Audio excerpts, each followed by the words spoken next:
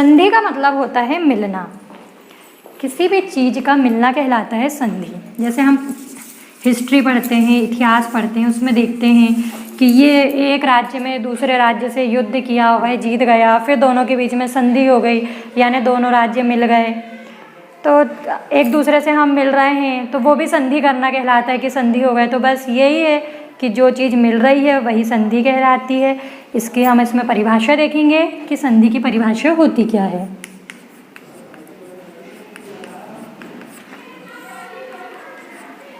इसकी परिभाषा होती है, परिभाषा हमेशा हमें डबल कोटेशन में लिखना चाहिए। दो वर्णों के मेल से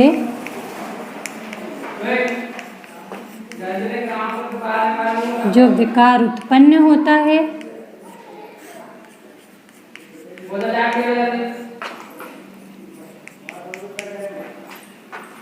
उसे संधि कहते हैं।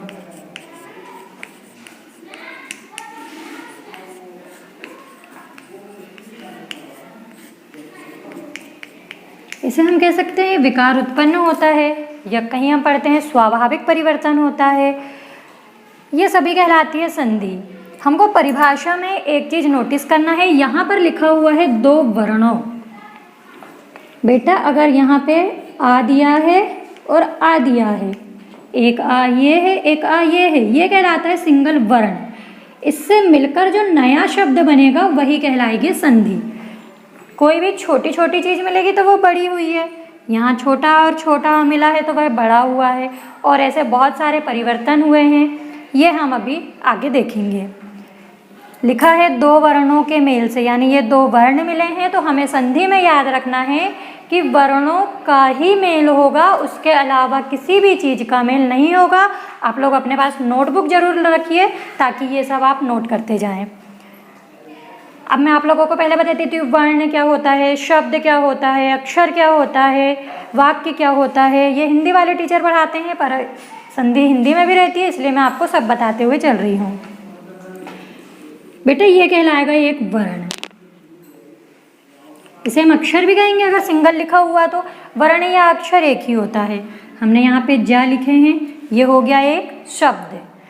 अब आज का दिन कौन सा है? सोमवार। जैसे हमने यहाँ लिख दिए कि आज सोमवार है, ये पूरा कहलाएगा एक वाक्य। यानी अगर हम यहाँ से लेके यहाँ तक लेंगे या यहाँ से लेके यहाँ तक भी लेंगे तो ये भी कहलाएगा वाक्य। ये सिंगल अगर लिखा है या ये अकेला सिंगल लिखा है तो इसे हम वर्ण या अक्षर कहेंगे। अगर सिर्फ इतना लिखा है या सिर्फ हम सोमवार को लेंगे, ये कहलाएगा एक शब्द, और अगर ये पूरा लेंगे तो ये कहलाएगा एक वाक्य। ये तीन चीज़ हमें याद रखना है, पर संधि में हमें सिर्फ वर्ण याद रखना है कि दो वर्ण अगर मिलेंगे तो वह कहलाएगी संधि। फॉर एग्जाम्पल,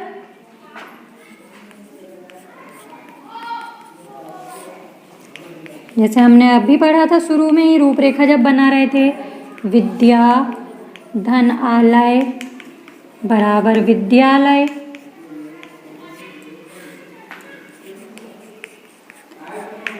सत धन जन जनः बराबर सज्जनः,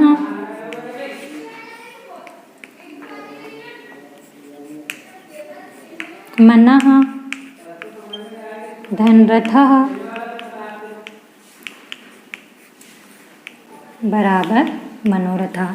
ये मैंने तीनों संधि के एक एक एग्जाम्पल लिखवा दी हूँ। स्वर, व्यंजन, विसर्ग, इन्हें हमें कैसे पहचानना है ये आगे हम इनके प्रकार या इनके नियमों के द्वारा समझेंगे। मैं आप लोगों को ये आप नोट करते जाइएगा। मैं आपको पढ़ाती हूँ अब संधि के भेद या संधि के प्रकार।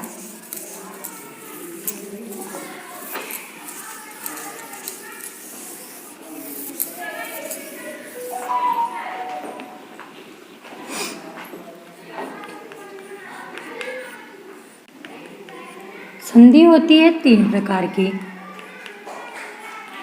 संधि तीन प्रकार की होती है। देखिए हमारा वर्णमाला होता है, क्योंकि हम क्या पढ़ रहे हैं? वर्णों का मेल। वर्णों का मेल यानी वर्णमाला। वर्णमाला में सबसे पहले स्वर होता है, तो सबसे पहले संधि हो जाएगी स्वर संधि। स्वर संधि के बाद आती है व्यंजन। नीचे व्यंजन रहता का से लेके ज्ञा तक, तो सेकंड संधि हो जाएगी व्यंजन संधि। वर्ण से याद रखना है हमें, वर्णमाला, उससे याद रखेंगे। वर्णमाला में स्वर और व्यंजन दो प्रकार के वर्ण होते हैं। पहला वर्ण कहलाएगा स्वर, दूसरा कहलाएगा व्यंजन। उसके बाद एक बचा रहता है विसर्ग, तो थर्ड हो जाएगी विसर्ग संधि।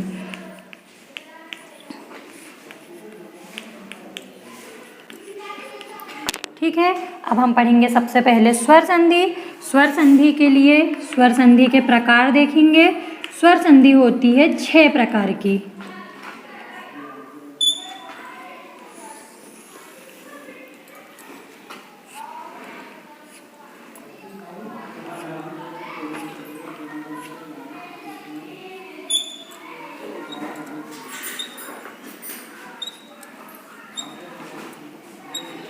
सबसे पहले हम पढ़ेंगे दीर्घ स्वर संधि।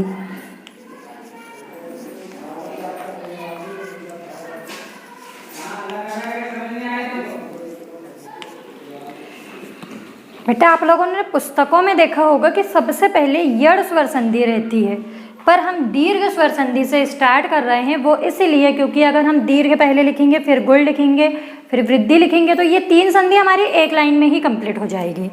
वो आगे आपको बताती हूँ। दीर्घ स्वर संधि, इसके बाद हम लिखेंगे यहाँ पे गुण स्वर संधि। बुक में गुण स्वर संधि 3rd नंबर में रहती है, जिसे हमने यहाँ 2nd नंबर में लिखे हैं। उसके बाद आती है वृद्धि स्वर संधि।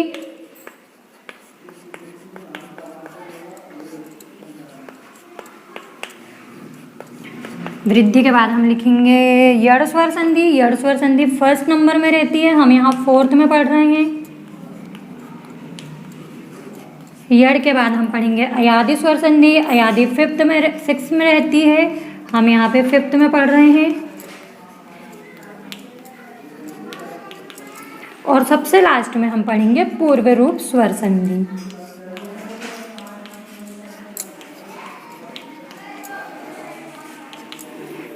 इस प्रकार स्वर संधि के हम 5 प्रकार पढ़ेंगे। स्वर संधि की हम परिभाषा देखेंगे। स्वर संधि की बहुत इजी है, हमको पता है स्वर लिखा है उससे ही समझ में आ रहा है।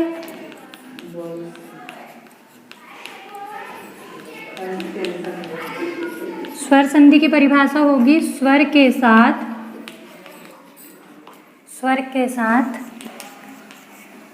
स्वर का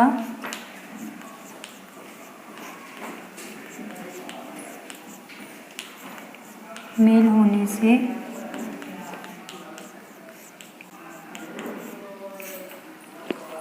जो विकार उत्पन्न होता है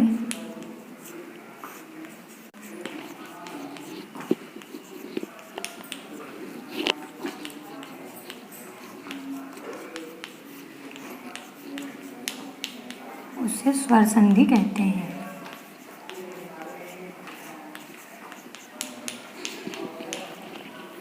इसका मतलब ये हुआ कि स्वर के साथ स्वर का मेल होने से, यानी हमारे पास 2 पद रहेंगे। प्रथम पद में भी स्वर का मेल होगा, द्वितीय पद में भी स्वर का मेल होगा, और उससे जो भी विकार उत्पन्न होता है या जो भी नया शब्द बनता है वही कहलाएगी संधि। जैसे मैं यहाँ पे आपको स्वर संधि के एग्जाम्पल लिखवाती हूँ। गर्धनीश ईशः बराबर गणेशः, और यदि धनपि दोनों का मेल हुआ है तो बना है यद्यपि। ये सब हम नियम के द्वारा आगे समझेंगे। प्रतिधनिकः बराबर प्रत्येकः। ये हो गए स्वर संधि के उदाहरण। स्वर संधि के प्रकार में हमने सबसे पहला प्रकार पढ़े हैं यड़ स्वर दीर्घ स्वर संधि।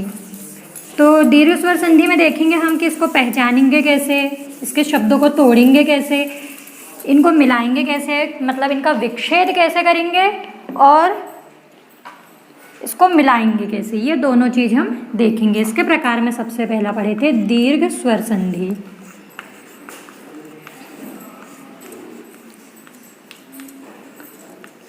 नोटबुक आप लोगों के पास में रहेगी। यदि आप एक बार वीडियो देखेंगे तो उसके बाद भूल जाएंगे, और आपके पास लिखा रहेगा, तो जब भी भूलेंगे हम उसे निकाल के फिर से पढ़ के याद कर सकते हैं, देख सकते हैं। परिभाषा इसकी होती बेटा दीर्घ स्वर संधि की। देखो दीर्घ से ही समझ में आ रहा है बड़ा, तो इसमें होगा कि आ ई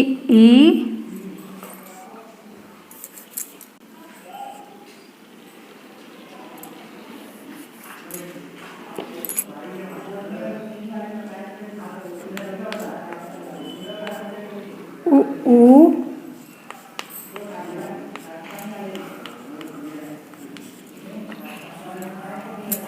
री का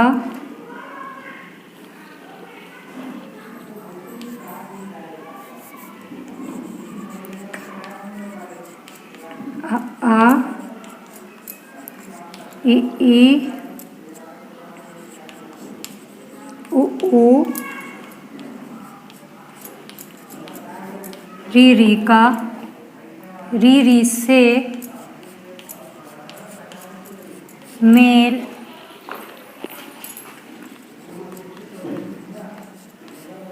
होने पर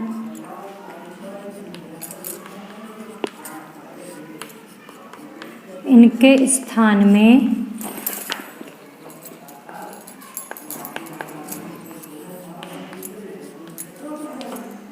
क्रमशः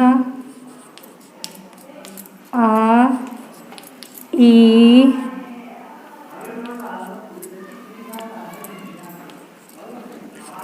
उ एवं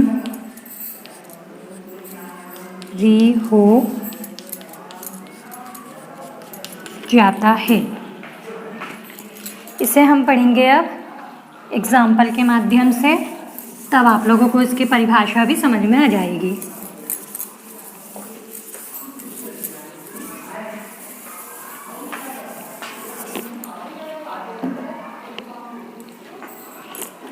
इसके उदाहरण देखेंगे। देखिए हमारे पास उदाहरण परिभाषा में लिखा है कि आ ई उ री का आ ई उ री से मेल होने पर इनके स्थान में क्रमशः आ, मतलब इस आ का इस आ से मेल होगा तो आ होगा। यहाँ लिखा है ई, मतलब इस ई का इस ई से मेल होगा तो ई, उ का उ से मेल होगा तो उ, और री का री से मेल होगा तो री हो जाता है। अब वो कैसे होगा हम इसे एग्जाम्पल के माध्यम से देखते हैं। हम यहाँ एक एग्जाम्पल लेते हैं, विद्या धन आलिया। आप लोग देखते हैं यहाँ पे बड़ा आ लिखा है, मतलब आ की मात्रा लगी हुई है, आ की मात्रा यानी होगा बड़ा आ। यहाँ पे शेष बचेगा विद्य, तो ये बचा है विद्य हमारे पास शेष। आ का हमने यहाँ देखे थे, आ का मेल हो रहा है तो आ हो रहा है, और आ मतलब बड़ा आ हो रहा है, बड़ा आ मतलब होगी आ की मात्रा। हमने यहाँ आ की मात्रा लगा दी है। अब हमारे पास बचा यहाँ लयः, तो हमने यहाँ पे लयः लिख दिए हैं। मैं आप लोगों को यहाँ पे शॉर्टकट में लिखवा देती हूँ, मतलब समझ में आ जाएगा। आप लोग भी ऐसा लिख सकते हैं। इसका मेल हो रहा है तो आ बन रहा है, ई का ई से मेल हो रहा है तो ई बन रहा है, उ का उ से मेल हो रहा है तो उ बन रहा है, और री का री से मेल हो रहा है तो री बन रहा है। इसके नीचे एक और मात्रा लगाएंगे क्योंकि ये दीर्घ हो रहा है, बड़ा हो रहा है। तो बस सबसे पहले हमारे पास आ वाला उदाहरण है, तो हमने यहाँ पे आ वाला ले लिए कि बड़ा आ से बड़ा आ मिला है तो बड़ा आ हुआ है, मतलब हमने यहाँ सिर्फ विद्य लिए थे, यहाँ पे विद्य लिखे। बड़ा आ और बड़ा आ से मेल हुआ तो आ हुआ है, आ मतलब बड़ा आ की मात्रा हुई है, तो हमने यहाँ आ की मात्रा लगा दी और शेष बचा था लयः, तो हमने यहाँ पे लयः शेष लिख दिए थे। ये हुआ। उसके बाद हम एक बिना मात्रा वाले शब्द लेंगे, मतलब अभी तक बड़ा आ लिए थे, अब छोटा आ वाला लेंगे।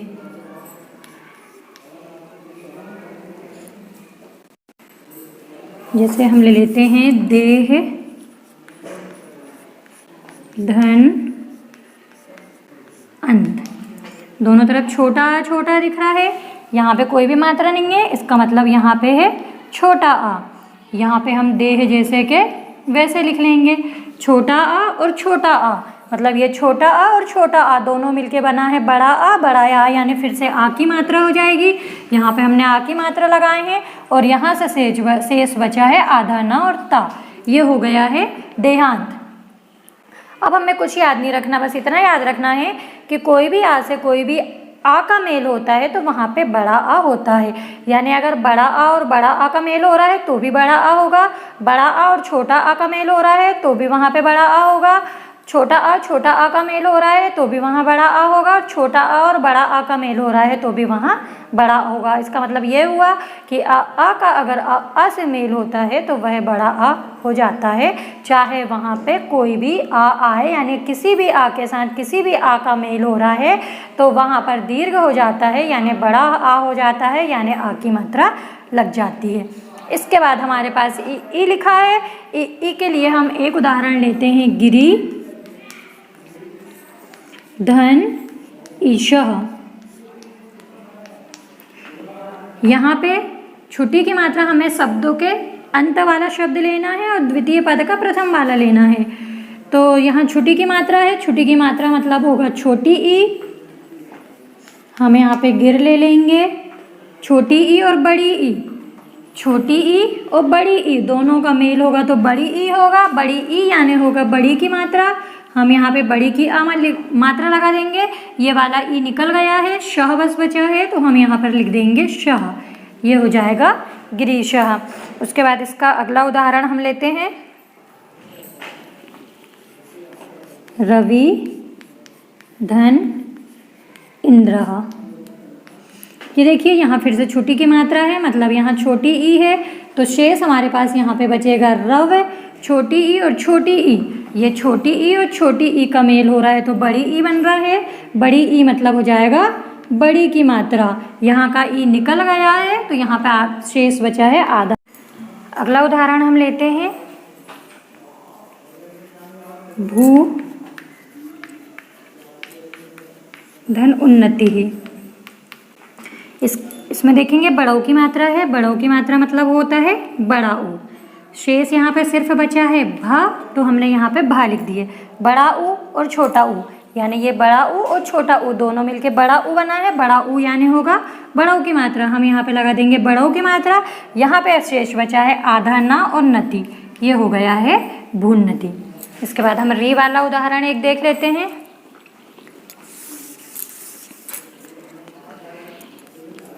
पितृ धन रिद्धि। यहाँ ऋषि की रेफ लगी है, ऋषि की रेफ मतलब होता है री ऋषि का, शेष बचा हमारे पास पित, हमने यहाँ पे पित लिए हैं, री और री दोनों मतलब एक री ये हो गया और एक री ये हो गया, शेष बचा यहाँ पर धी, तो हम ये धी जैसे के वैसे लगा लेते हैं। ये हो गया बेटा हमारे पास दीर्घ स्वर संधि कंप्लीट। तो हमें इसमें एक चीज़ याद रखना है, कोई भी आ के साथ कोई भी आ आएगा तो वह दीर्घ हो जाएगा, यानी बड़ा आ बनेगा। कोई भी ई के साथ कोई भी ई आएगी तो वह बड़ी ई बनेगी, दीर्घ हो जाएगी।